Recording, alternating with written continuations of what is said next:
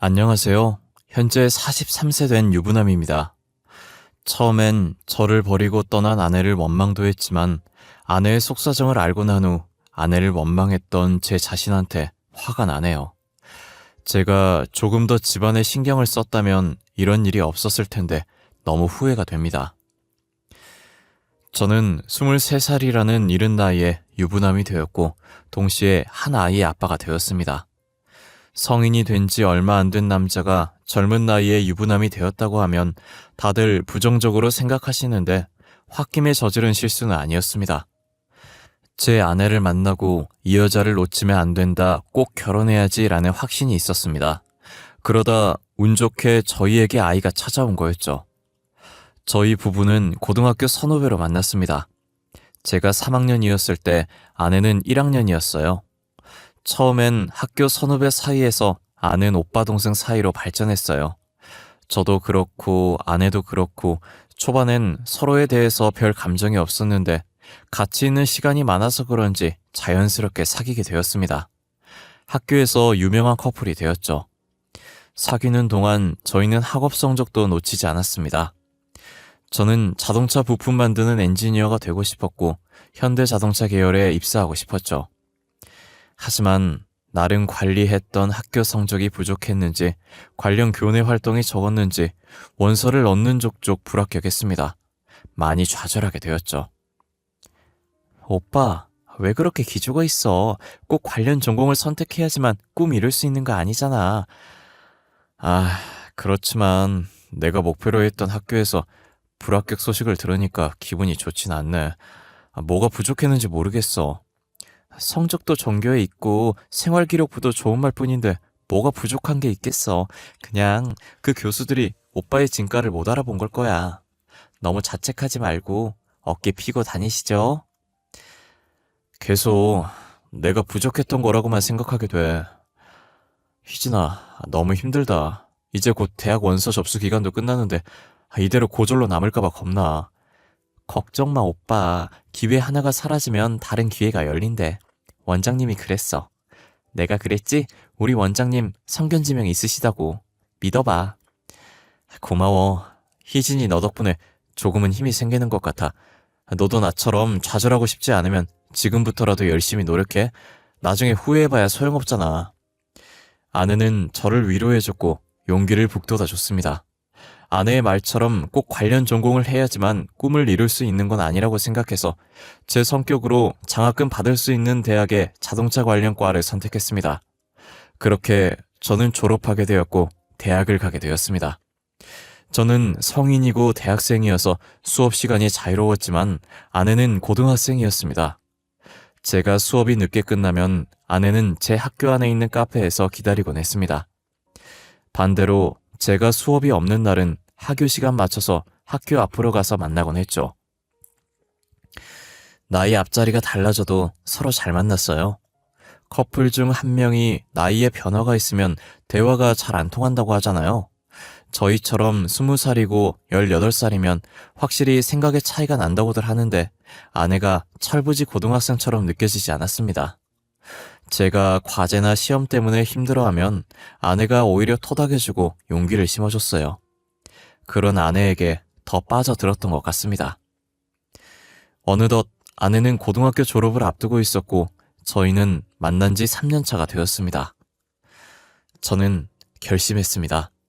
아내를 놓치기 싫다고, 앞으로는 진지하게 만나고 싶다고요. 지금까지는 둘의 미래를 생각하고 만난 게 아니라 순간에 집중해서 만난 거였거든요. 아내의 졸업식에 찾아가 꽃다발과 함께 말했습니다. 희정아, 나 이제 너 아니면 안 될 것 같아. 앞으로 우리 진지하게 만나보자. 서로의 미래를 같이 할 수 있게 말이야. 남자친구이자 너의 가족이 되고 싶어. 오빠, 고마워. 우리 앞으로도 더 노력해서 이쁘게 사귀자. 오빠 말대로 서로에게 기대기도 하고 힘이 돼주기도 하고 그렇게 만나자. 그러자. 더 노력할게. 더 좋은 남자친구가 될 수 있게, 희정이의 든든한 보호자가 될 수 있게 노력할게. 그렇게 아내와 전 20대 성인이 되었고 더 진지하게 미래를 이야기하게 되었죠. 한 번도 서로의 가정사 얘기는 하지 않았지만 미래를 함께하기 위해선 그런 얘기도 필요하더라고요. 아내가 온전하게 기억하는 어린 시절은 보육원에서 살아왔다고 했어요. 보육원장 말로는 추운 겨울이었고 눈도 많이 오는 밤에 문 앞에서 아내를 발견했고 체온이 많이 낮아서 바로 병원으로 데리고 갔다고 했대요. 아무렇지 않게 얘기를 하는 아내가 안쓰러웠고 마음이 아팠습니다. 자기를 낳아준 부모들한테서 버림받는 기분은 저는 알 수가 없으니 어떻게 위로를 해줘야 할지 몰랐죠. 그리고 위로를 해도 되는지도요. 아내가 21살이 되고 저는 23살이 됐을 때 좋은 일이 생겼어요. 바로 아내가 임신을 했다고 전화가 왔거든요. 처음엔 아내는 불안해했고 무서워했고 걱정된다고 했지만 아내와 평생을 함께하기로 마음먹었던 저는 기뻤습니다. 그래서 아내를 안심시켰고 무조건 책임질 거고 결혼할 거라고 했습니다. 그제서야 아내는 조금 안심이 되었는지 진정하더라고요. 아내에겐 미안하지만 임신 상태이고 아직 모아둔 돈이 없어서 결혼식을 먼저 하는 것보다 혼인신고를 먼저 하기로 하자고 했어요. 아내도 흔쾌히 그러자고 했고요. 혼인신고할 때 보증인이 필요하다고 해서 보육 원장님한테 부탁했고 원장님도 축하한다면서 응원해 주셨죠. 시간 지체할 거 없이 바로 아내를 제 집으로 데리고 가서 어머니한테 허락받기로 했습니다.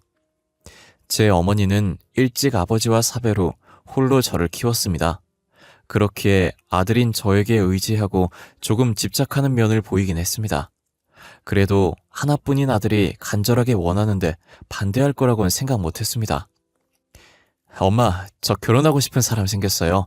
많이 사랑하고 이 사람 아니면 평생 노총각으로 살고 싶을 정도예요. 어려서 철없는 소리 하는 것도 아니에요. 진호야, 그게 갑자기 무슨 소리야?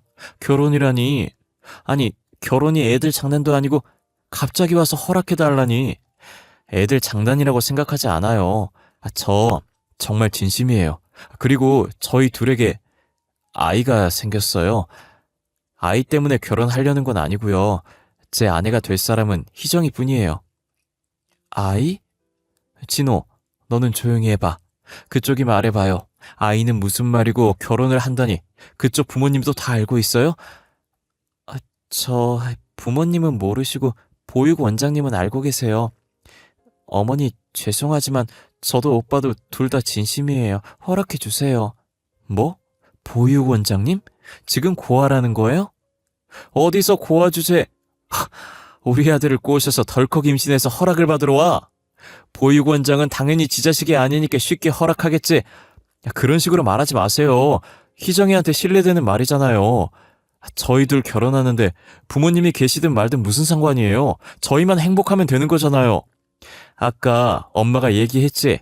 결혼은 애들 장난이 아니라고. 고아를 어떻게 네 짝으로 허락하냔 말이야. 아휴, 어디 가서 엄마 창피해서 며느리라고 소개라도 할 수 있겠니? 우리 집에 재벌도 아니고 저도 아빠 안 계시잖아요. 그렇게 치면 저도 어디 가서 떳떳하지 못할 입장이라고요. 네 아버지는 돌아가신 거잖아. 너랑 저 여자랑 상황이 같다고 생각해? 철없이 굴지 말고 정신 차려, 진호야. 응? 그쪽도 정신 차려요. 이 결혼이 말이 된다고 생각해요? 더 늦기 전에 아이는 지우고 각자 살 길 찾아서 떠나요. 엄마, 지우라니. 그게 더 말 안 되는 소리예요. 한 생명을 어떻게 그렇게 쉽게 말할 수 있어요? 저 엄마한테 오기 전에 이미 혼인신고하고 왔어요. 돌이킬 수 없어요. 그만 포기하시고 허락해 주세요. 뭐? 뭘 했다고? 아이고, 부처님. 어떻게 하려고 넌 혼인신고부터 한 거야? 너 정말 저 여자 책임이라도 질 셈인 거야? 진호야, 한순간에 치그려 결정할 문제가 아니야. 응? 잘 생각해봐. 저희 둘 고등학생 때부터 교제했어요. 벌써 4년이나 만났어요. 그 정도면 충분히 겪어봤고 희정이에 대해서 알 만큼 알아봤다고 생각해요. 제 인생에서 여자는 희정이 뿐이고 아내가 될 사람도 희정이 뿐이에요. 너 나중에 네 선택에 후회하지 마. 무슨 결혼 허락을 받으러 온 게 아니라 통보구만. 에휴. 혼인신고를 먼저 했다는 말에 어머니는 배신당한 얼굴을 하고 저를 쳐다보셨고 더 이상 반대를 하지 않았어요. 결혼식은 아이 출산하고 올리겠다고 말했고 이번 학기 끝나면 휴학하고 돈 벌 거라고도 했어요. 어머님은 아내 보고 집에 들어와서 살고 살림하는 걸 배우라고 하셨죠. 그렇게 해서 저희 둘은 어머니와 같이 살게 되었습니다. 아내는 학교를 자퇴를 하게 되었고 저는 1학년 2학기를 마치고 바로 휴학을 했습니다. 휴학하자마자 바로 일자리를 알아봤습니다. 닥치는 대로 돈을 벌어야 했기 때문에 직종 가리지 않고 지원을 했고 동네에 신문 배달 알바와 오후에 일할 수 있는 공사 현장을 나가기로 했습니다. 그리고 밤엔 공장에서 일하기로 했죠. 하루에 3시간밖에 자지 못했지만 저는 힘들지 않았어요. 솔직히 말하면 힘은 들었지만 제가 이렇게 노력해서 아내와 태어날 아이를 돌볼 수 있다는 게 기뻐서 힘든지 몰랐습니다. 하루 3시간 자며 돈을 벌어온 지 약 1년이 다 되어갔을 때 공사 현장 일을 마치고 나서 공장 출근 전 집에 왔는데 아내가 조금 아파하더군요. 출산일이 다가오고 있어서 살짝 진통이 온 것 같다고 하더라고요. 제가 일을 쉴 수가 없어서 아내에게 미안하다고 말했고 아프면 어머니와 병원 가보라고 했습니다. 엄마, 희정이가 이제 슬슬 진통하는 것 같아요. 저 출근하고 나서 진통 심하게 오면 같이 병원 좀 가주세요. 알아서 할 테니까 넌 조금이라도 더 쉬었다가 출근해. 1년째 잠도 별로 못 자고 몸이 버티겠냐고. 엄마가 정말 속상해서 못 살겠다. 저 건강하니까 걱정하지 마시고 희정이만 잘 좀 챙겨주세요. 출근할 시간 되어서 나가볼게요. 어머니한테 부탁하고 저는 아내가 걱정됐지만 어쩔 수 없이 출근을 했었는데요. 야간 일을 하면서도 아내 걱정이 돼서 일이 손에 잡히지 않았어요. 곁을 지켜주지 못해서 미안하다고 했지만 아내는 웃으며 괜찮다고 하더군요. 본인이 더 아프고 힘들면서 오히려 걱정하지 말라고 저를 다독였어요. 쉬는 시간이 끝나고 다시 업무를 시작하고 있는데 아내한테 연락이 왔어요. 배가 너무 아파서 병원 갔다고요. 그래도 옆에 엄마가 있을 거라고 생각하니 조금 걱정이 덜 되긴 했어요. 새벽에 퇴근하자마자 곧장 병원으로 도착했고 아내는 뛰어온 저를 보고 웃더니 다시 잠을 청했습니다. 다음날 아침이 되자 간호사가 아이를 모유 수유할 수 있도록 데려왔어요. 1시간 뒤에 곧바로 의사가 회진을 돌면서 오더라고요. 의사는 아내에게 이것저것 상태를 물어보고 푹 쉬려고 했는데 아내는 이제 아프지 않으니 퇴원해서 집에 가고 싶다고 고집을 피우더군요. 사모님, 지금 괜찮다고 하더라도 최소한 3일은 입원하셔야 합니다.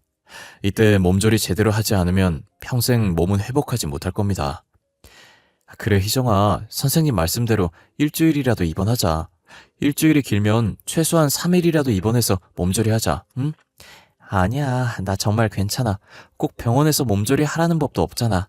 집에서 해도 되잖아. 병원 불편해. 집 가고 싶어, 오빠. 아무리 집이 편해도 병원만큼 편하지 않을 거야. 고집 그만 피우고 병원에 있자. 선생님도 그러셨잖아. 제대로 몸 관리 안 하면 평생 아플 거라고. 내가 출산했고 내가 더 몸 상태 잘 알아. 정말 괜찮아. 선생님, 저 지금 퇴원하고 싶어요. 계속해서 아내는 퇴원하겠다고 고집을 부렸습니다. 아내 말대로 본인의 몸 상태는 본인이 제일 잘 알겠지만 전문의가 최소한 3일은 입원하라고 했기에 그러길 바랬죠. 하지만 계속되는 아내의 고집을 꺾을 수가 없었습니다. 퇴원 후 집으로 돌아온 아내는 어머니 방으로 들어가 아기를 보여줬습니다. 이후 며칠간 아기와 행복한 생활을 이어나가고 있었어요.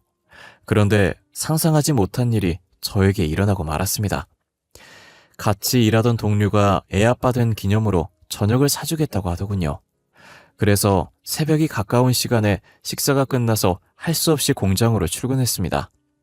공장 휴게실에서 아내에게 전화를 해보니 아내가 자고 있는지 전화를 받지 않더군요. 불안한 마음에 통근버스를 타고 빠르게 집으로 들어갔습니다. 현관문을 열자마자 아기가 큰 소리로 울고 있더군요. 그런데 있어야 할 아내가 보이지 않았습니다. 집안을 전부 찾아봤는데 아내의 흔적이 보이지 않아 당황하던 저는 다음날 어머니가 잠에서 깨자마자 아내에 대해 물었습니다. 엄마, 혹시 희정이 못 보셨어요? 새벽에 일 마치고 오니까 아이만 침대에 누워있고 안 보여서요. 글쎄다. 나는 어제 오후부터 감기 몸살이 왔는지 몸이 안 좋아서 일찍 잠들었거든. 희정이가 어디 나간다는 말도 없었고요. 나갔어도 아기는 데리고 갔을 텐데 아기도 그대로 놔두고. 엄마도 모르겠네. 전화를 해보지 그러니. 근데 엄마가 아프다는데 그건 걱정 안 되고 걔만 걱정되니? 아, 그런 건 아니고 지금 엄마 건강해 보이세요. 약 드시고 주무셔서 괜찮은 거 맞죠? 저는 희정이한테 전화라도 해봐야겠어요. 쉬세요. 아휴, 아들 키워봤자 소용없다더니 그 말이 딱 맞네. 애엄마가 나가긴 어딜 나가. 조금만 기다리면 알아서 들어오겠지.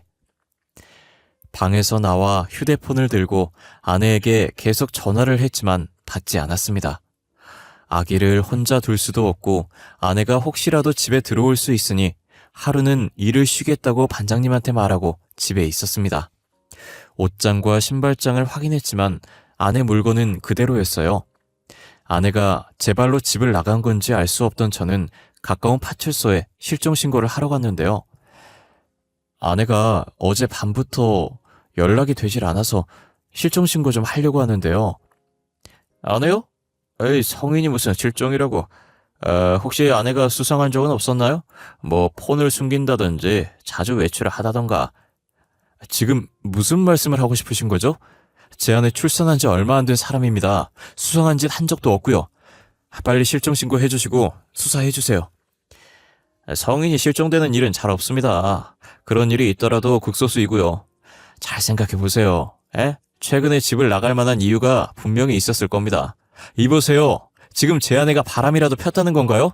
증거 있어요? 제 아내 아시냐고요? 알지도 못하면 그런 말 하는 건 아니죠. 증거가 있었으면 선생님이 실종 신고하러 왔겠습니까? 아까도 말했다시피 실종이 아닐 겁니다. 바람이 아니라면 가출이라도 했겠죠. 당신 경찰 맞습니까? 시민이 신고를 하면 이런 식으로 대하나요? 그러다가 제 아내가 잠깐 나갔다가 모르는 사람한테 납치라도 당한 거면요. 그땐 어쩌시려고 이런 식으로 대하는 겁니까? 예. 선생님, 말씀대로 신고 접수해드릴게요. 하지만 다 큰 성인이고 뚜렷한 목적이 보이지 않으니 실종 신고 말고 가출 신고로 접수해드리겠습니다. 됐습니까? 여기 불친절로 민원 넣으려면 어떻게 해야 합니까? 이래서 시민들이 안심하고 지낼 수 있겠냐고요. 순경이 아내를 불륜녀로 몰아가는 게 어이없고 화가 났습니다. 제가 민원 넣겠다고 하니 신고 접수한 순경 말고 옆에 있던 다른 순경이 와서 저를 달래며 진정시켰고 귀가하라고 하더군요. 저는 흥분한 마음을 가라앉히고 집으로 돌아왔습니다. 그때까지도 아내는 집으로 돌아오지 않았습니다. 제가 알고 있는 아내 친구들에게 연락을 돌렸지만 다들 아내와 연락이 안 된다고 하더군요. 아내의 가출 신고를 하고 나서 저는 더 이상 생계를 이어나갈 수 없었습니다. 경찰에서 제대로 수사해주지 않을 것 같아서 개인적으로 전단지를 만들어서 시민들에게 나눠주기도 했어요. 전단지를 배포하고 나서 제보 전화가 왔지만 모두 다 포상금에만 관심이 있었던 연락이었습니다. 별로 도움되는 제보는 없었죠. 제가 밖에서 아내를 찾는 동안 어머니는 연로하신 몸으로 아직 갓난아들의 육아를 도맡아 해주셨어요. 그로 인해 원래 건강이 좋지 않았던 어머니도 몸 상태가 급격하게 나빠지셨죠. 결국 아내를 2년 넘도록 찾아놨었지만 찾지 못했고 같이 살던 어머니는 이제 거동도 불가능할 정도로 건강이 나빠지셔서 병원에 들렸지만 의사는 제게 마음의 준비를 하라고 하더군요. 병원에서 해줄 게 없다며 간단한 수액만 맞춰주고 집에서 쉬라고만 하셨습니다. 방에 어머니를 눕혀드리고 나가려고 했지만 어머니가 제게 할 말이 있다며 잠시 앉아보라고 하더군요. 진호야, 이때까지 내가 너한테 말 못한 게 있는데 2년 전에 행방불명된 네 아내 말이다. 아무래도 나 때문인 것 같구나. 엄마, 그게 무슨 뜻이에요? 희정이가 집 나간 게 엄마 때문이라뇨? 자세히 말 좀 해주세요. 너희 둘 임신했다고 찾아와서 허락해달라고 했을 때 그의 가족 사정을 알고 애기 핑계로 네 앞길을 막는다고 생각했어. 엄마, 제발요. 저는 잘난 게 뭐가 있다고 똑같은 사람을 그렇게 괴롭히신 거예요. 어떻게 책임지시려고요? 걔가 상처받는 게 뭐가 대수겠니? 나한테는 내 아들이 더 중요하지. 너 없을 때 매일 화내면서 안 해도 될 집안일을 시켰고 걔가 많이 힘들고 서러웠을 거다. 어떻게 그렇게 사람한테 모질게 대하실 수 있어요? 엄마도 같은 사람이잖아요. 내가 그렇게 못되게 굴어도 시어머니라고 웃으면서 착하게 구는 게 더 싫었어. 고아 주제에 더럽게 끈질기고 계속 네 앞길 망칠 거면 사라지라고 말해버렸지. 그 다음날 사라졌더구나. 네가 힘들어하고 괴로워하는 모습에 후회 많이 했어. 그래서 속죄하는 마음으로 손주를 키워왔어. 어떻게 그 말을 지금에서야 하는 건데요? 제가 그동안 얼마나 아내가 돌아오길 기다렸는데 이제 양심 고백이라도 하시는 거예요? 미안해. 엄마가 너무 어리석었어. 내가 살아있는 동안 그 아이를 찾았다면 용서를 빌고 싶었는데. 저는 더 이상 어머니의 말을 듣기 힘들어 집을 나와버렸습니다. 아내가 집에서 그런 취급을 받았을 거라곤 꿈에도 생각하지 못했어요.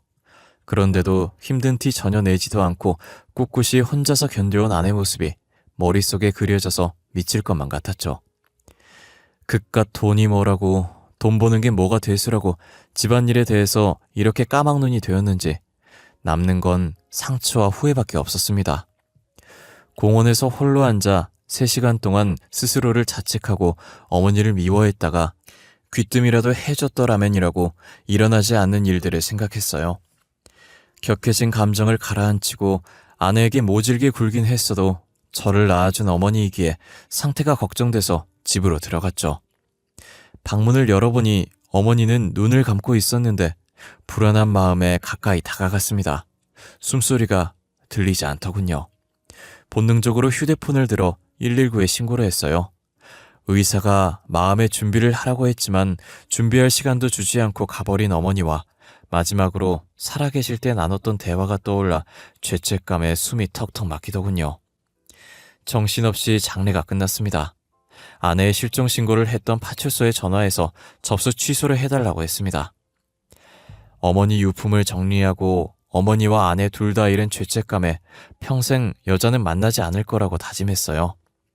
아이가 어린이집에 맡길 수 있을 나이가 되자 이제 변변찮은 아르바이트가 아니라 제대로 된 회사에 취직하고 싶다는 생각이 들었습니다.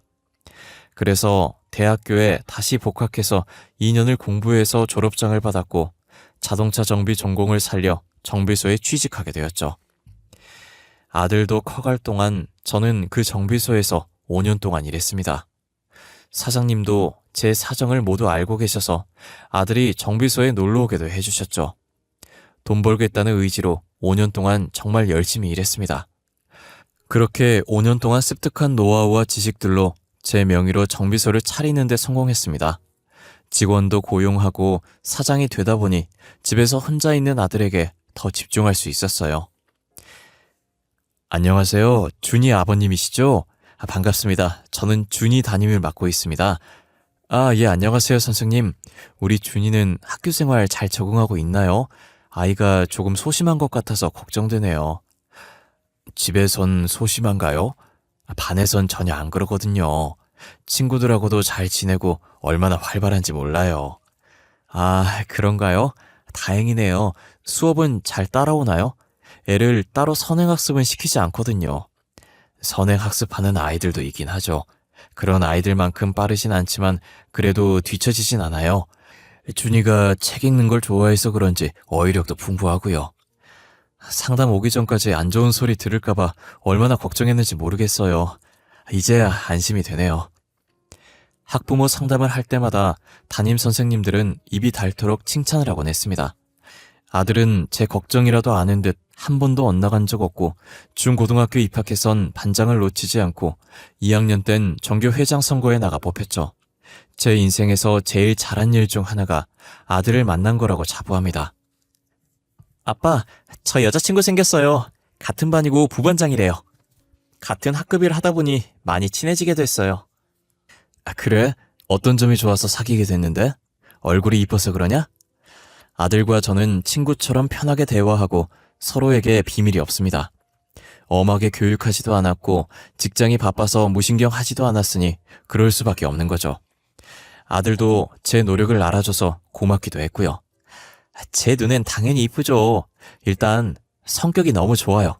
계산적이지 않고 굳은 일까지 개의치 않고 하려고 해요.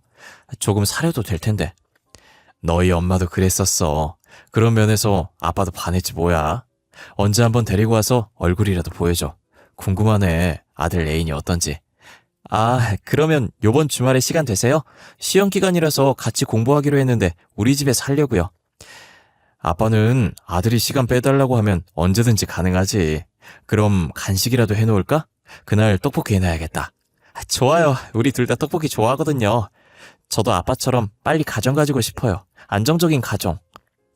저는 아들에게 아내 이야기를 숨기지 않았어요.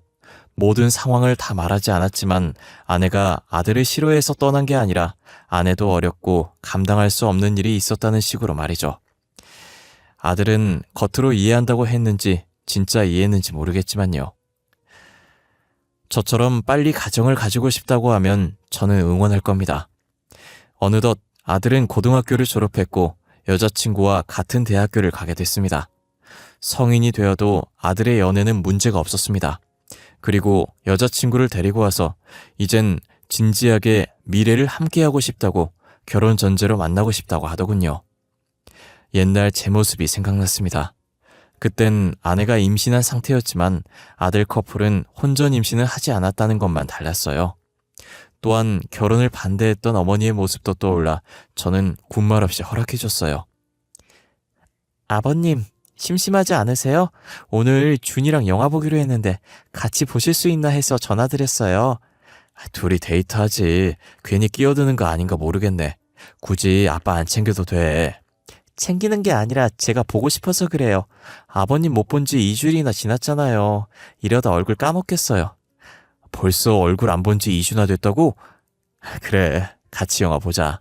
밥은 아빠가 사줄게. 준이가 그러는데 아버님 쌈밥 좋아하신다면서요. 저도 좋아하는 음식이거든요. 영화관 근처에 맛집 있어요. 거기서 저녁 먹어요, 우리. 그래, 너희들 어디 있니? 아직 영화관 안 갔으면 아빠가 데리러 갈게. 아니에요. 이미 영화관에 있고 표도 예매해놨어요. 아버님만 오시면 돼요. 어느 날은 예비 며느리는 영화 보자며 불러냈고 본인이 저를 보고 싶다고 애교를 피웁니다.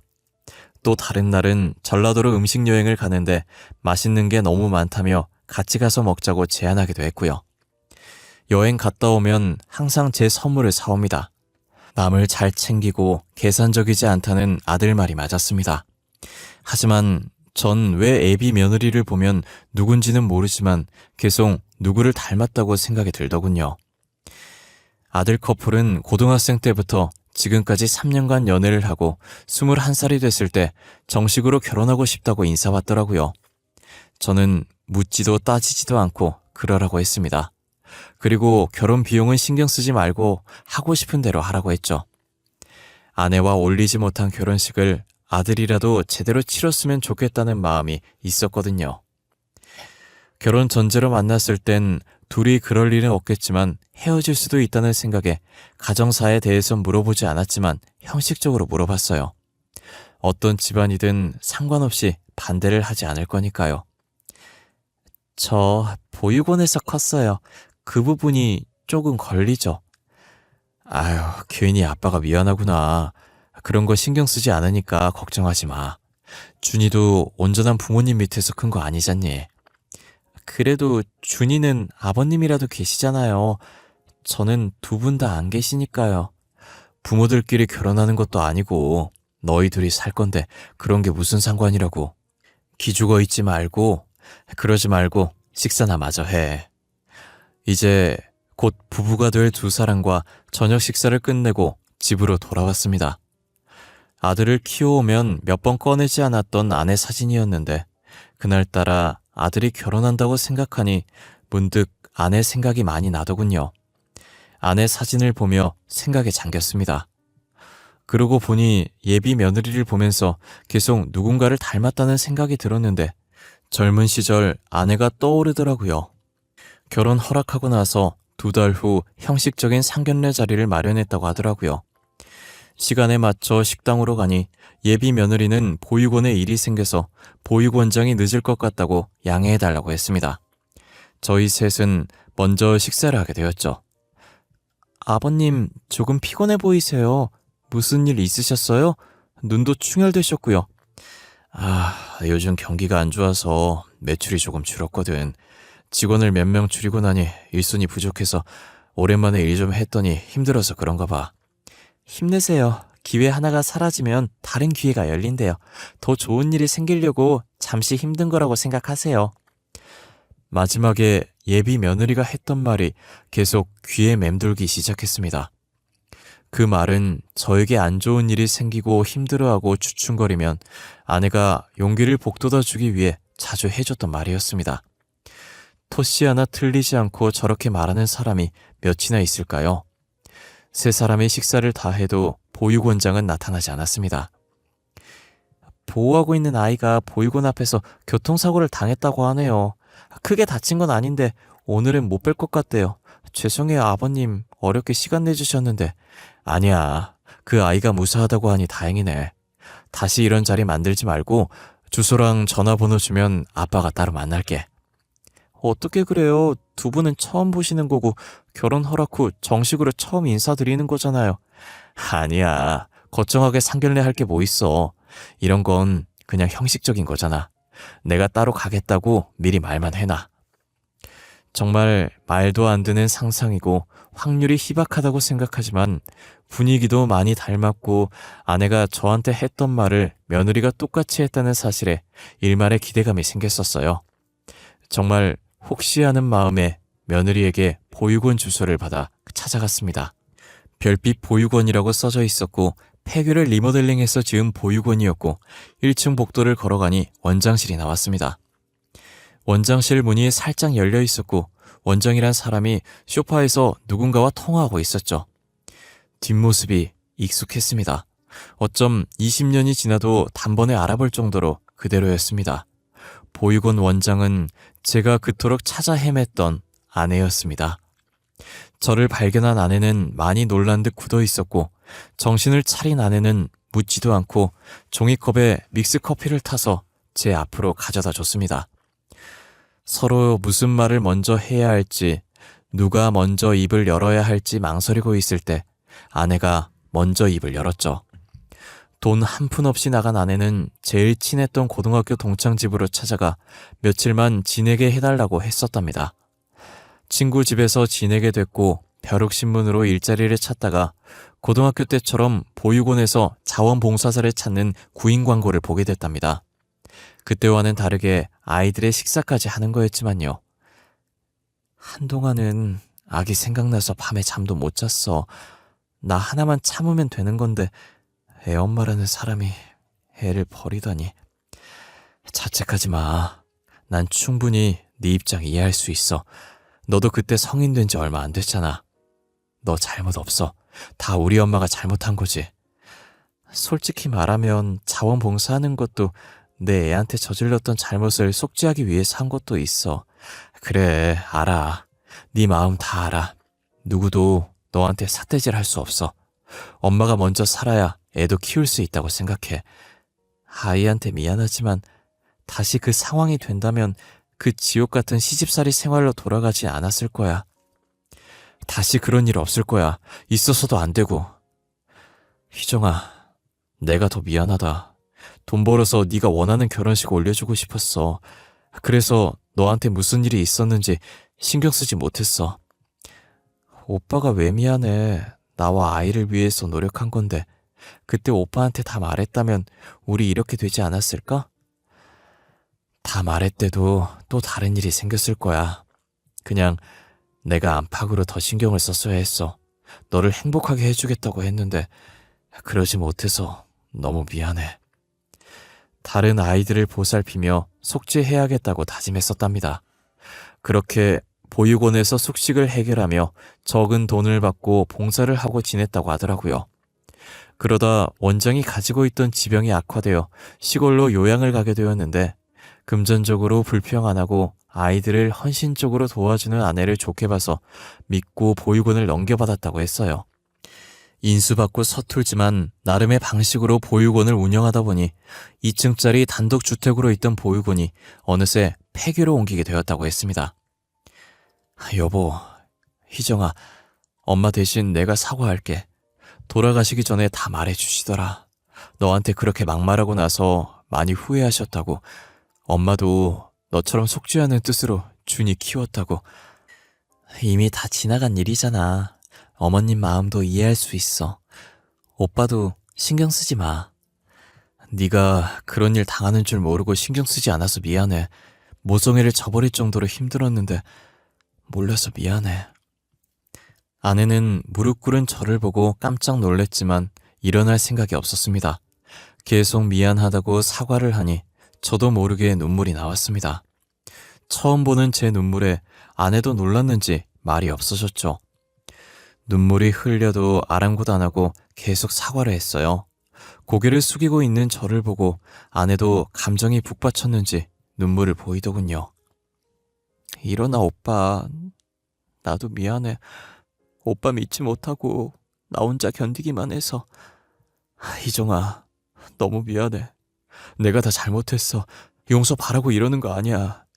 죽기 전에 꼭 사과하고 싶었어. 사과 받아줄게. 그러니까 일어나. 그 정도 했으면 됐어. 오랜만에 재회한 저희는 눈물 범벅이 되었고 아내는 사과를 받아줬습니다. 젊었을 때 혼전 임신을 하는 바람에 하지 못했던 프로포즈를 제대로 하고 싶었죠. 드라마처럼 거창하게는 못하지만 진심을 담아서 아내가 좋아하는 꽃다발과 고생한 아내 네 번째 손가락에 반지를 내밀었어요. 망설이던 아내가 눈물을 보이며 꽃다발과 반지를 받아줬어요.